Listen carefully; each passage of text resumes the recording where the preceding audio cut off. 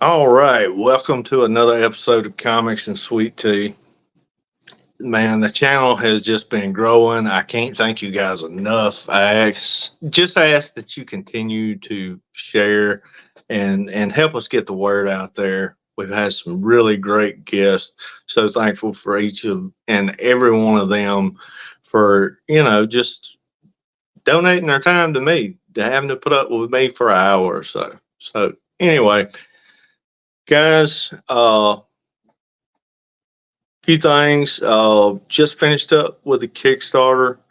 Thank you so much for all the support. You guys have been incredible. Um, if you're interested in still picking up a book, just DM me. I'll be getting the orders out. Just be sure and hit me up, and I'll make sure you get a book. We'll work it out. But anyway, it's free. Drop a like. Give us that thumbs up. Um, Drop a comment, guys. That helps so much with the algorithm. You guys are great. I've got an awesome guest today, as always, another fabulous indie creator, all the way from Hawaii. We'll be talking to Kevin from Kitty's Bordello. So, without further ado, let's bring Kevin in and talk about it. Hey, what's going Dude, on? it's so Appreciate you, Jerry. awesome.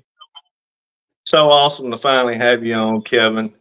Man, so when you shot me that message, 11 o'clock, 3 o'clock your time, like, where in the fuck is this dude at?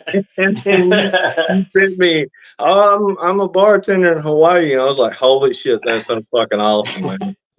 But like we were Yeah. talking about in studio back behind the thing just a few minutes ago before we kicked off, you said you're from Virginia Beach. Is that right? Yeah, that's correct. Yeah, that's So right. before I was we jump born in. into the book, yeah, go ahead. Tell me the story how you wound up all the way from Virginia Beach to Hawaii. Well, I was born in Wisconsin. I moved to Virginia Beach when I was one, so I'm the only one in my family with a Southern accent, really.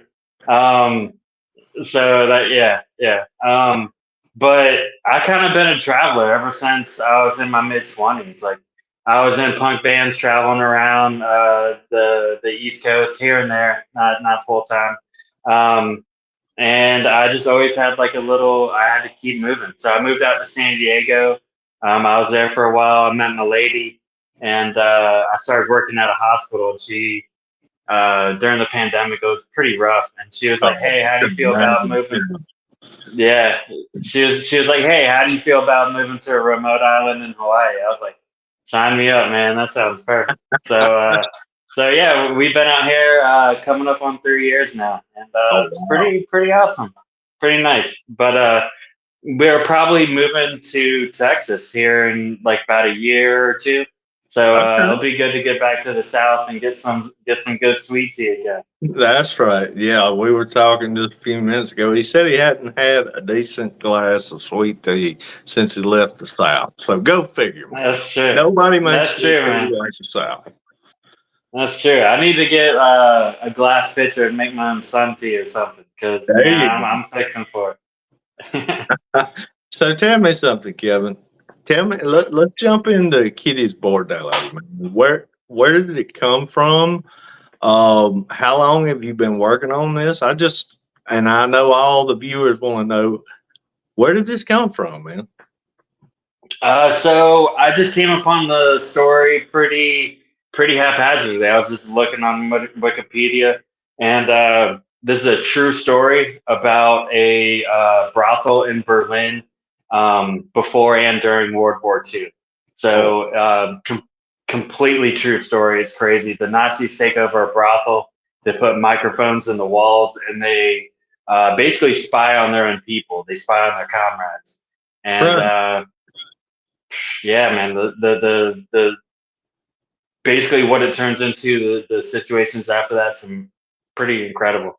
So I did do a little historical fiction twist, a little Tarantino style at the end to make it just a little bit more updated and more important for the world we're living in right now. Right, Um, right. but but it's in a very important message. So I want to get that out Gotcha. So you mentioned Tarantino. Are you a big fan? there. Huge Tarantino fan. Basically everything he's done, he has not swung and missed yet, in my opinion. I tell you, there's one. It's not one of my favorites. Do you remember? Was it Four Rooms?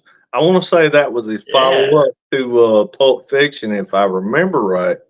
That's yeah. the one that's not really on my radar. I don't remember much about that movie, but everything So else it was is pretty actually much, four you know, people.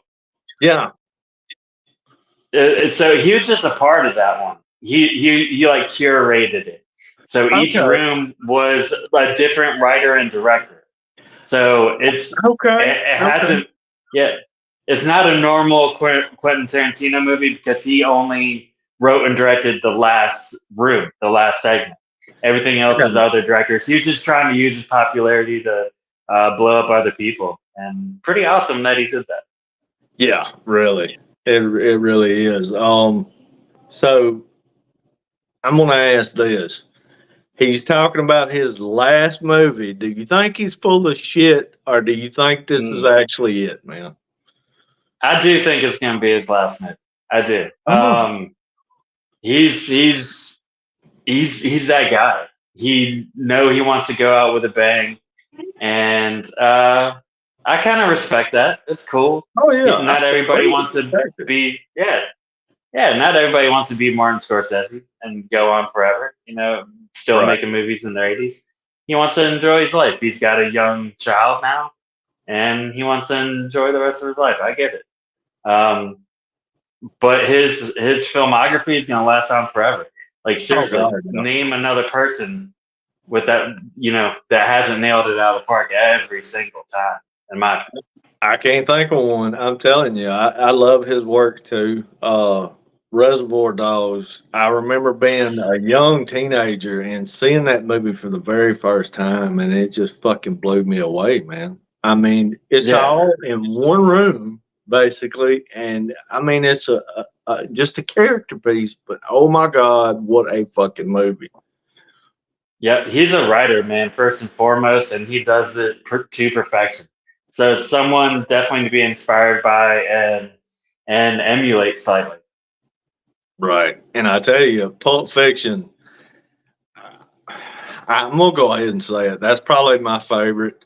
It just hit me at the right time in my life, and I totally connected with it. I don't know how because I'm nothing like any of the characters. They were so off the wall. It was a breath of fresh air to the film industry.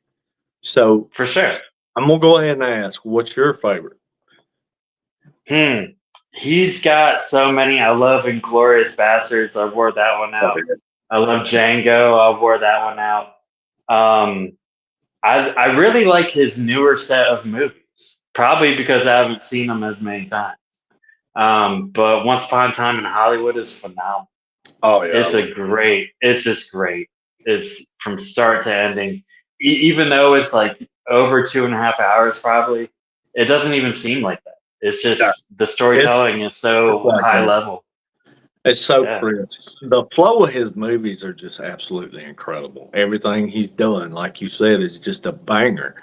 And I mean, from start to finish, you never get dull with it, you know. And that's I true. kind of use Tarantino. I'm not saying I write like Tarantino because God forbid, I say something like that because I don't even come close. But when I look at the flow of a comic book, that's what I try to do with it. I always use him as an example. I mean, yeah, there's slow paces. Well, I say paces. There's slow parts of the movie, but even in the slow parts, you've got so much character building going on and so much happening in those little moments that it just, man, it pulls you in so much closer, you know.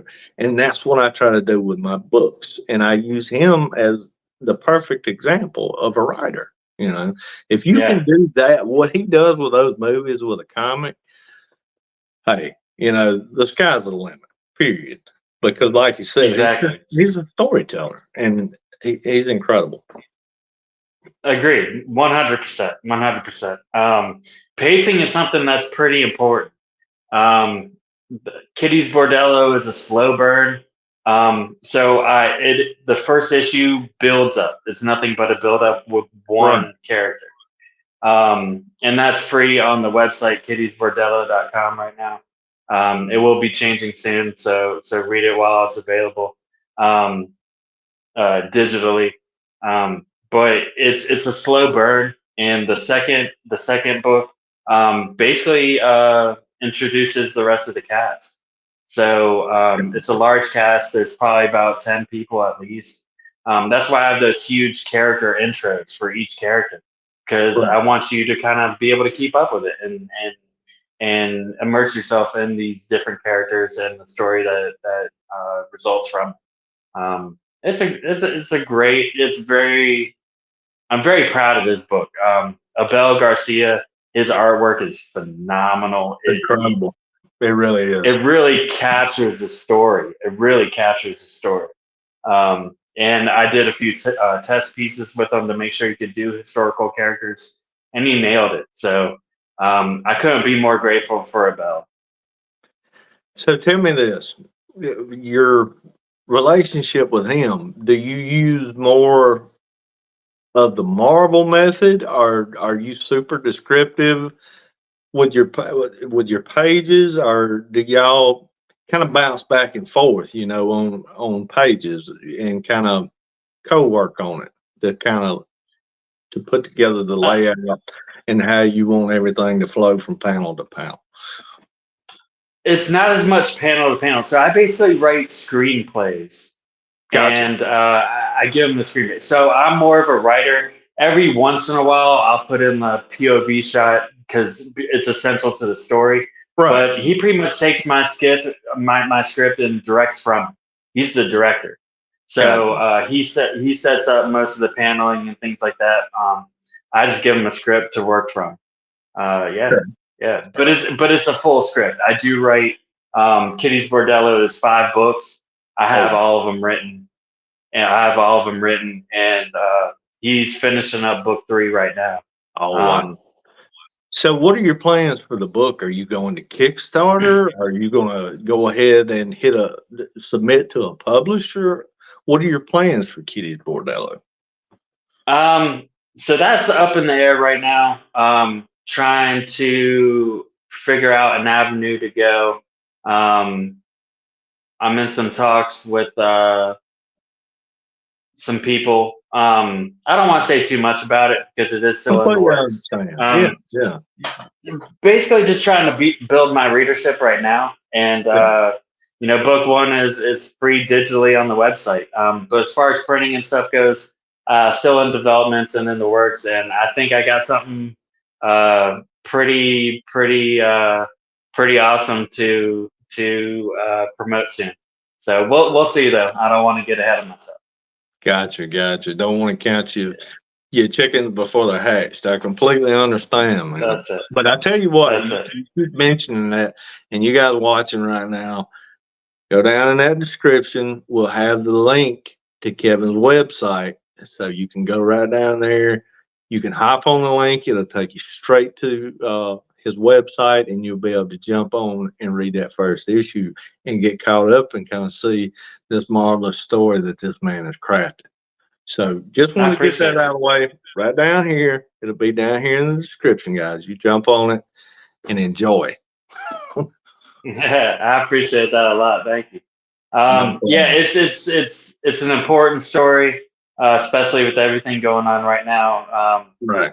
It's basically warning about the evils of fascism and authoritarianism, and how that really kind of squashes your ability to be free and express yourself the way you need to.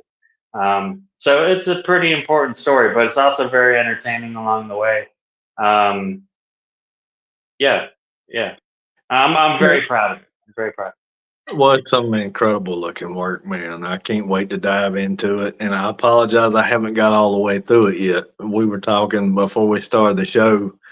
things have been crazy here lately, but I definitely intend on jumping right into this. I can't wait. It's on the top of my list as soon as I get some downtime because this is right up my alley. World War II is my jam. You mentioned Inglorious Bastards. That's probably my second favorite movie, right behind Pulp Fiction, because I love World War II. Not the fact that it happened, but just the history of it and Exactly. everything happened. And it's so scary. You also mentioned the what's going on in the world right now. You know, and people they want to say, "Oh, woke and blah blah blah blah blah," and politics don't belong in comics. I talked to somebody here recently. I mean, politics have been in comics since since day one. I mean, you had Captain America fighting the Nazis in some of the first comics for crying out loud. You had him going up against Hitler right out of the gate in some of the very first comics. And then during the civil rights movement, you had the X-Men in Marvel Comics, and I mean, Good come point. on, you don't get more political. You can't get more political than that. So I mean, everybody's got a message. We just need to sit back, shut the fuck up, and let people tell their stories and appreciate those for what they are instead of, oh, I'm on this side of the aisle or I'm on that side of the aisle. Hey, we're all one race, and at the end of the day, we just want to live in peace and harmony and everybody get along, and what's the big deal? Why can't we do that? It blows my fucking mind, why everything that we do has to be this or that, just enjoy it for what it is. That's what art is all about. Exactly. Exactly. I couldn't agree with you more. And um, I hope nothing in the future is gonna squash our First Amendment to be able to say what we need to say. Right. Um, Right. and it's not preaching. I just want people to be able to take something away from it, Exactly. and yeah, have a meaning behind the art. It's what it's all Exactly. about. All Yeah. art should move you in some way, whether good or bad. It should affect you. It's not art if you don't walk away from it and you feel like you've been touched one way or the other. That's what art does. Mhm. Yeah. Whether Agreed. Fully. whether it be negative or positive, it's going to have an effect on you. But anyway, getting into a lighter subject. So you told me you're a bartender. So tell me this: what's your favorite drink to mix, man? Give me Ooh, school me up. I might want to be Tom Cruise in cocktails one day. I might want to come to the island with you and just mix it up, man. I'll be your mix man. yeah, yeah. Tossing some bottles, yeah, man. Hell yeah. I like the margarita. In all honesty, Okay. making it. Gotcha. Tequila is the only liquor I was never able to make peace with. When I first moved, I swear to God, I swear. Completely When I first understand. moved, Yeah. when I first moved to San Diego, I spent a summer, each summer, basically making peace and paying homage to a particular spirit that messed me up in the past. And my last one was tequila. I saved it for last. And Yeah. I was going good. I was going good all summer. And then at the end of summer, my roommate at the time, a friend of mine, Wilson, he brought me to a tequila tasting event. And Oh. nah, man. And I It think it didn't ruined the end whole well. summer, Yeah. man. Yeah. It ruined the whole summer. So the only one I wasn't able to make peace with was tequila. But yeah, I love making margaritas. They're so versatile, and I guess I'm really good at it. Everybody loves my margaritas. So yeah, So tell that's me my favorite this. one. I'm gonna be a little selfish here. My wife is wanting me to learn how to make watermelon margaritas. What is the best way to make a watermelon margarita? So here's the secret. Any kind of flavored margarita, you're still gonna have lime. So you Right. just cut your lime in half, and then you add whatever the other flavor is. to Gotcha. make it what the lime should be. So let's say you're making a regular margarita, it's about an ounce of lime. You just cut it in half to a half ounce of lime, and then the other half ounce is watermelon juice, Gotcha. and then Okay. you got your flavor. You want agave, and you want Cointreau, and then a bunch of tequila. That's the secret, Okay. right? Okay. Well, I appreciate that, man. You're getting me into good Yeah. graces. I appreciate that. Hey, if Of mama's course. happy, everybody's happy. You know what I'm saying? Oh, that's the Yeah, man meaning of life right there, brother.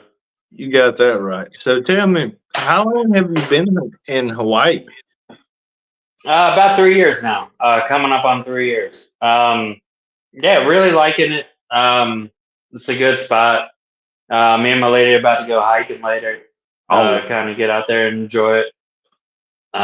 It's we have a golf course on the island that's free to the public. It's 9 holes, but yeah. fun as hell to go out there and whack some balls around and just have some fun. It's a good place to be. I think my dog is probably the happiest out of all of us because Yeah. there's fields everywhere. Oh, But wow. besides that, yeah, it's amazing. It sounds incredible, man. Me and my wife had actually booked a trip to come to Maui before all that happened. We were actually supposed to be down there like 2 weeks after the fire hit. We were supposed to come in. We'd already booked everything like a year ago, and all that took place. And it just broke my heart, seeing what happened on the island, what happened to the people. And it broke my heart not to be able to come too, because I mean, just looking at the pictures, it looks like a completely different world, man. It looks like paradise, basically. Yeah. Lahaina was our harbor. Uh, so it hit pretty close to home, and Right.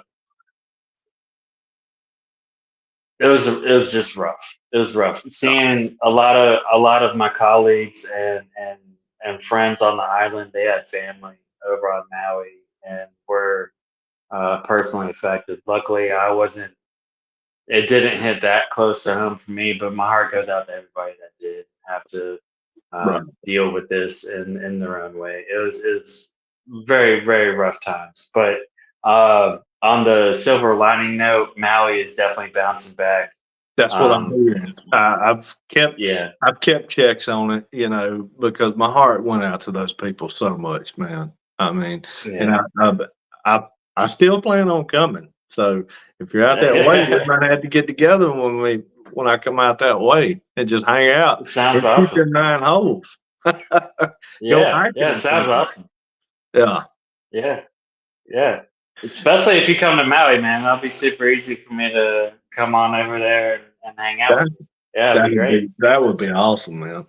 So tell me this: how do you get what's your secret to getting in your creative headspace?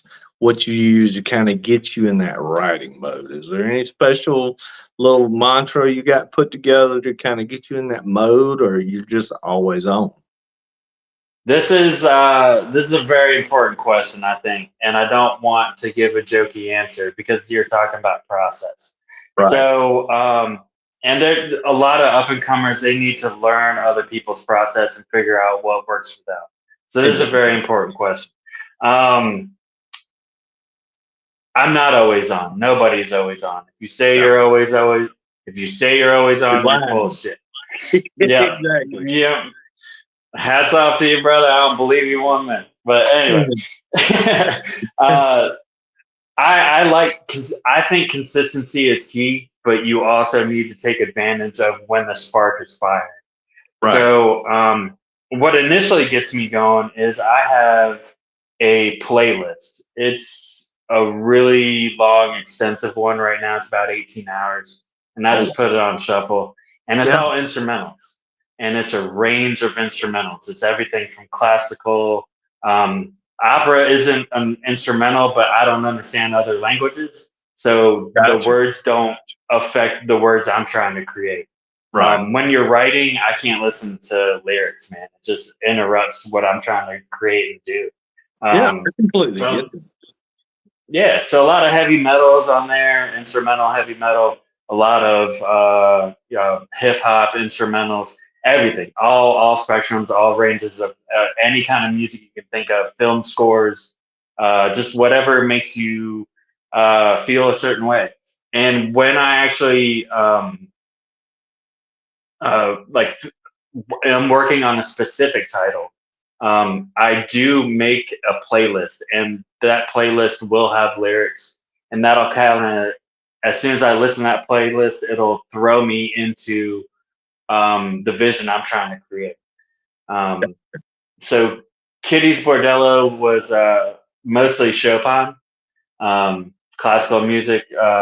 He is from Poland, Right. and as we all know, Germany took over Poland, and he Yeah. wrote some music that was actually um, rebellious. So he was a big inspiration for this one. I'm working on another title. It's called "A Change Gonna Come," and Okay. I made a playlist for that one. It's based off the Sam Cooke song "Change Gonna Come," Yeah. and Yeah. yeah, I got about 17 songs on that playlist just to get my mindset right before I Right. dive further into it. I tell you what, I mean that's music to my ears, literally, what you're saying, because I can completely relate to that, because I Yeah. have playlists set up for certain things that I do with my art. I'll have a certain playlist for coloring. I'll have a certain playlist for my inks. I think music and art. Well, music is art. Period. For But I sure. mean, I think it goes hand in hand with a creative process. It gets you in that mindset. If you want to know sorrow, you listen to sad music. If you're more action oriented in a place in your story, hey, get that heavy metal going. Get that rock, that hard rock. It just instantly puts you there. So I can completely relate to that, and all the respect in the world to that. Yeah, 100% true. Um, Agreed. Yeah, so if you're working on your process, you got to figure out what's working for you, what doesn't. Exactly. But the best advice is consistency. Consistency Definitely. is key, no matter what the goal is in your life at all. I mean, it goes. Willpower is number one. So if you Oh, can definitely. will yourself to do something, which is something I'm struggling with and trying to work on too. Don't get me wrong, but We all yeah, do. Yeah. yeah, yeah, At the end of yeah. the day, I mean, it's us. There's it's our story. At the end of the day, I mean, we're the ones got to kick our ass in gear. I mean, everybody's sitting on the sideline waiting for you to fail anyway. They're not, 9 times out of 10, there's not going to be that person that comes along and says, "Oh man, you did a great first issue. Let me pick you up. I see you kind of down. I see you having issues working out that next one. Let me give you a hand and let's sit down and talk about it, and I'll pick you up and we'll get you going and get that knocked out." Fuck no, man. The world ain't like that. It would be awesome if it was. At the end of the day, it's the man in the mirror that's gotta nut up and take the reins and just jump in there and hit it full speed. See, I agree with you on the spectrum side. So if you have somebody that is waiting for you to fail, you have a reader, and you have somebody Exactly. that's actually paying attention. The Right. worst part, I love my readers in all forms. If they like it, don't like it, whatever. Thank you for checking out what Exactly. I have to say. Exactly. It's the Because you're people that are taking the indifferent. time to look. Yeah. Exactly. It's the people that are indifferent that I'm trying to chase down and kind of Right. shake, and that's the hard part in my opinion. It's building your readership in the first place. Um, Definitely. that's the first hurdle, and it's good when you get your first 50 readers under your belt. It's good. It feels Right. good for you. So yeah, you just keep building, keep going, and and hopefully you take what they're giving back to you and you use that Right. constructively. That's the way to grow. You hit on a good part right there. I was already thinking about it, and you kind of jumped straight to it. But let me jump off of that with you. Okay, so I tell people all the time, you talk about you like your readers one way or the other. It doesn't matter as long as they're reading it. That's the important thing. And I tell people all the time, hey, tell me what I'm fucking doing wrong. Because Yeah, you don't know if everybody's saying, hey man, great fucking book, I fucking love it, dude. Nobody, you don't know what you're doing wrong. You think you got a great product, you know that exactly. criticism is what we grow from. That's what people don't want to hurt people's feelings anymore. Constructive criticism should never hurt somebody's feelings. There's a way to do it right. You don't have to say, well, man, this is the stupidest fucking shit I ever seen in my life. Don't do it like that. Say, okay, I love what you did here. I like what this character done, but hey, what about this character over here? That kind of needs to be touched up a little bit. We need to punch the story up just a little bit because it's dragging right in the middle, and you're losing me.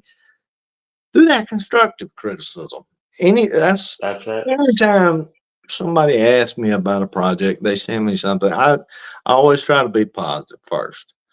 I don't like to be a negative person, but I'm the type of person where I'm not going to lie to you. If there's something wrong, I'm going to tell you what's right about it. Then I'm going to tell you what you need to work on. And then because I want the same thing in return. We just talked Yeah, about that. I can't grow if people don't tell me what I'm doing wrong. So, exactly. Valuable. oh Exactly yeah, what you said. The key word is constructive. So mm-hmm. you need to tell them the truth, but Right. do it in a way that's not, dude. This fucking book sucks, dude. Like okay, And they're like, what oh, is jump off a fucking cliff. details? Yeah, Details, man. Let me know. right. You know. Yeah. So the word constructive is perfect, but I like your plan. This is what I do too. Like I do say what's positive about it, and I tell them what they need to work on and what Mhm. I think they need to work on. Everything's subjective. So whatever Exactly. you wish to Everybody's gonna do, see you it know. different. Exactly. It's like humor. Humor is completely subjective. Everything in this world really is, if you think about it. So, you know, if you're making yourself happy, making what you want, by all means, go for it. But I really enjoy constructive feedback because I'm trying to grow as much as possible as an artist with visibility. I want people to be able to see it more and more and have I don't want to say a following or fan base, but just readers, people that check it out in the first place. Yeah, I know exactly how you feel. I can never say I have fans because I'm nobody. I don't ever look at it like that. I look at it that it's just people that enjoy what I do. If there's a yeah, name for that, other than fans, that's what we'll go with. But it's people that enjoy what I do. And it, just like you were talking about, you want readers. That's what I want. And I say this all the time: put it out there, and they'll come.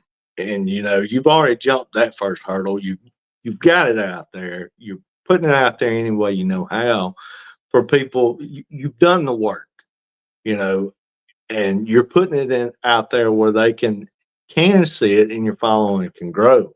Now, let me ask you this: jumping off of that, to a young person that's getting into this now, other than consistency, which we've already pretty much hammered home, what else would you tell a young creator, whether it be a writer? We'll go with writer because that's your cup of tea. What would you say is one of the best things to go forward in this industry in comics that would help uh, them? it's a visual medium.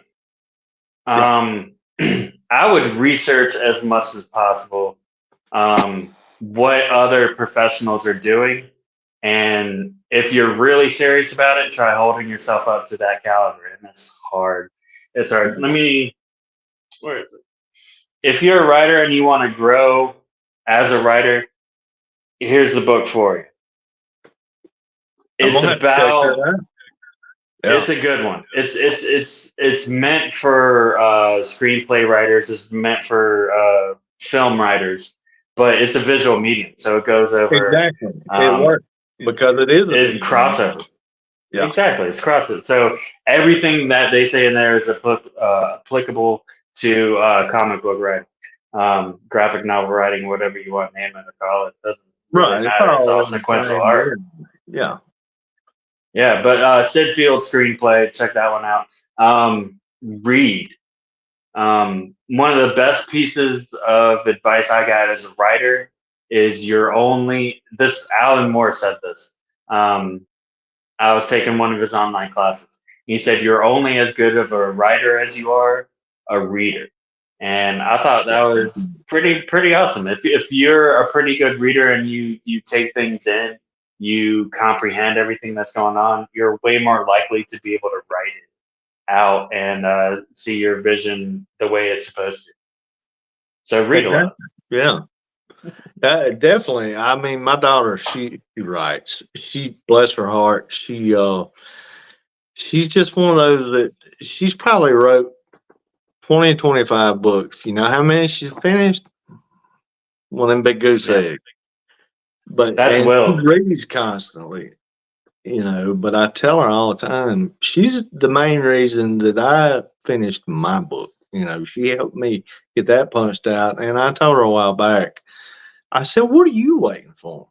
I said, I waited till I was in my 40s to do this. What are you going to do the same thing? I said, what's holding you back? And she said, that is that willpower. You spoke on it a while ago. It's getting out of your own way and just punching it through. It's tough. It's really It tough. is. It is. That is the number one avenue that I think everybody can work on, no matter what level you're at. Right. Um, Willpower is, even if you already have it under control, it could always be reinvigorated Gotcha. and just nudged in the right way.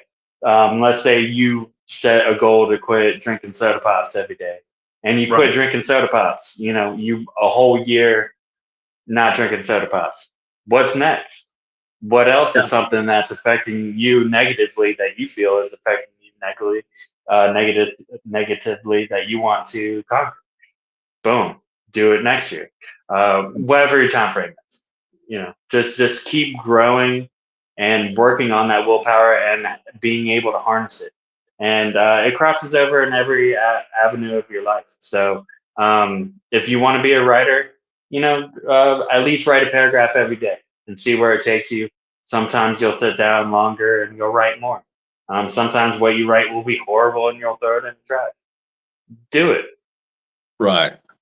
The exercise of writing. I'm glad you covered that because that was going to be my next question as some advice to her. What should she do to kind of help her punch through? But you nailed it. I mean, hey, that sounds reasonable. A paragraph a day, and I could see. I know how. When I sit down to do a piece of art, and maybe I'm going to do a panel, and that panel might turn into a whole page, or that page might turn into two pages. Once you get get in that rhythm and get that flow going, and you know exactly what I'm talking about, whether it be okay, I'm talking about art, but it's all the same thing. You get in that rhythm and it just flows through you. You get in that headspace that you need to be in to create, and you just go with it. So that makes perfect sense. Just write. You Um, want to be a writer? Just write. I mean, for it's sure. so simple. Yeah. You have to do the thing that you want to do. If you don't do the thing that you want to do, you'll never be that thing. So Exactly. yeah. Another great piece of advice is the way you're talking about that process, how you're sitting down, you're writing a page, and it becomes more. I like thinking about certain things in scenes. So Gotcha. it is from scene to scene to scene to scene. That's basically your sequential story, right? So Right. I like thinking about a particular part of my script as a scene and tackling that scene from however way you need to do it. So so it flows easier. Right. Right.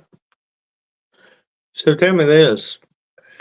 I try to look at it from a different perspective sometimes. I try to look at it when I sit down, even in the writing process, or especially in the art process, I try to look at it as a director. I play it through, I see it like a movie, basically.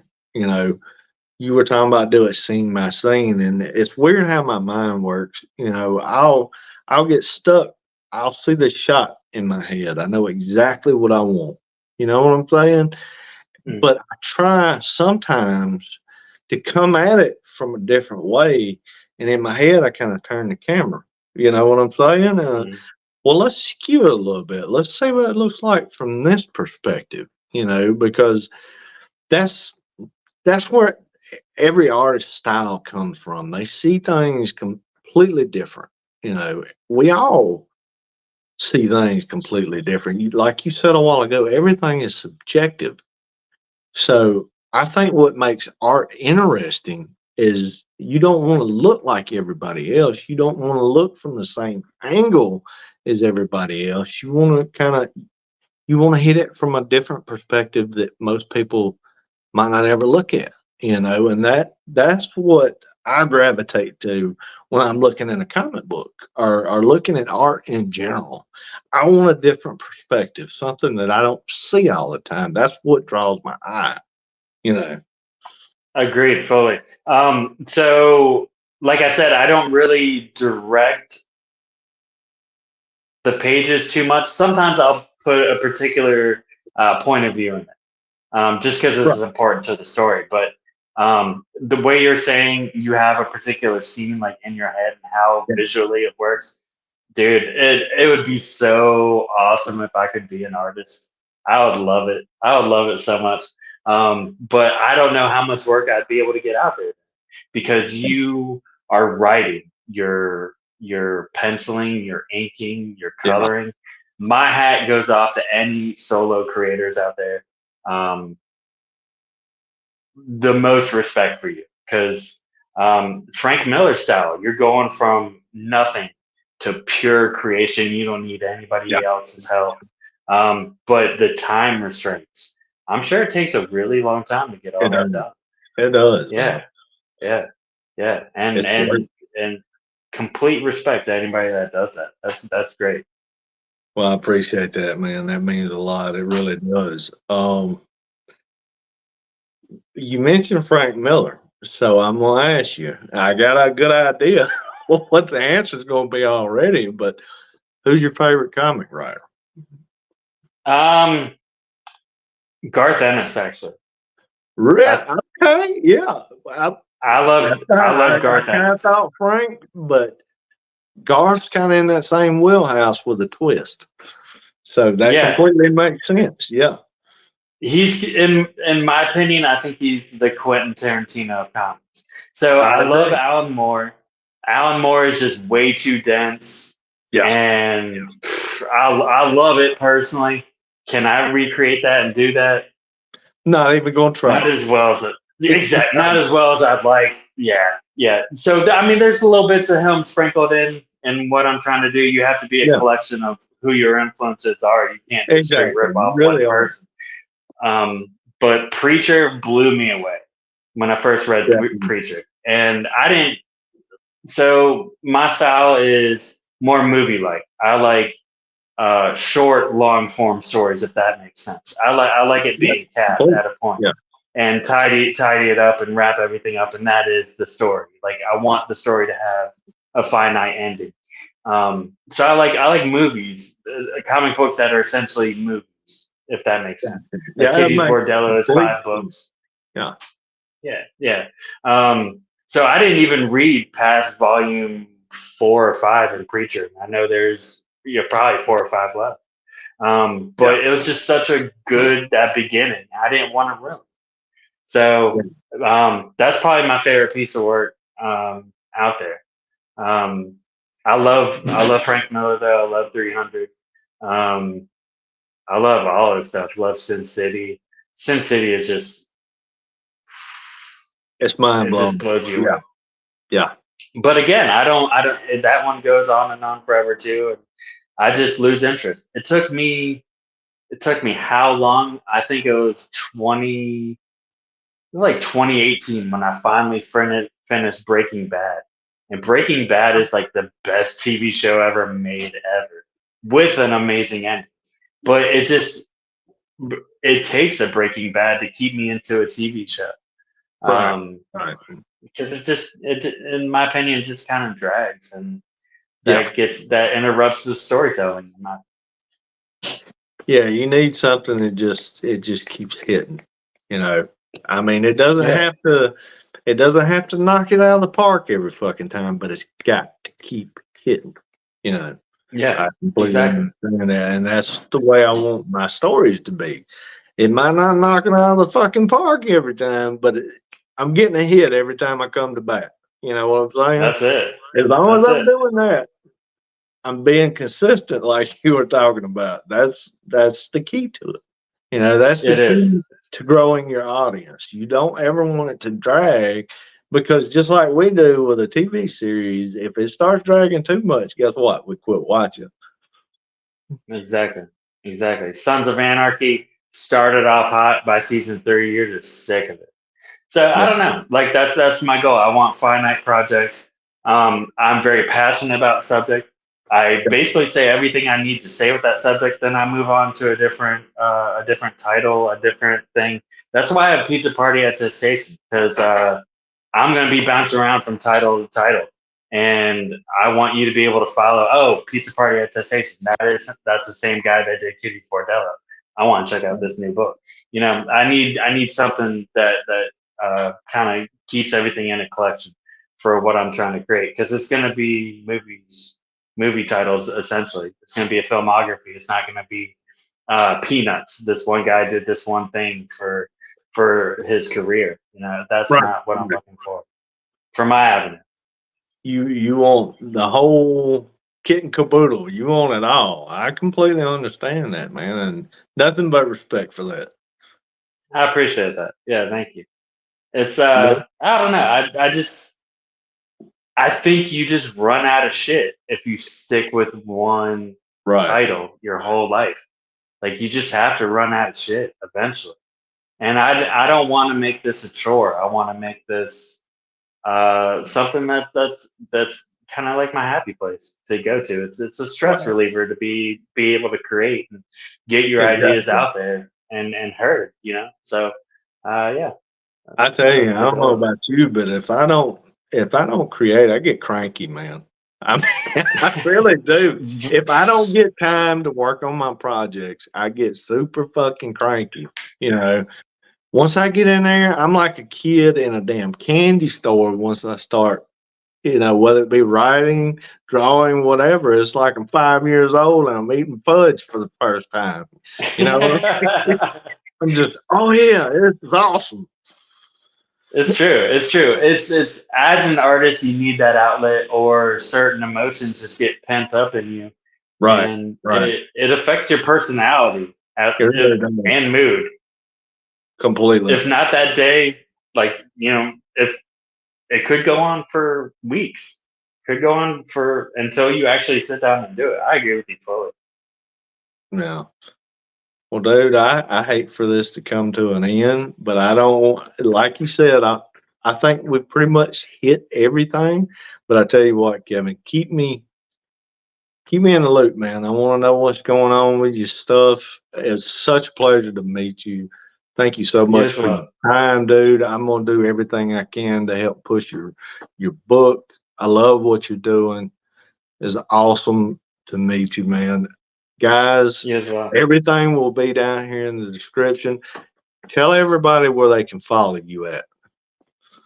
I'm on Instagram, Peace Party Attestation, but you can read Kitty's Bordello book one at kittiesbordello.com.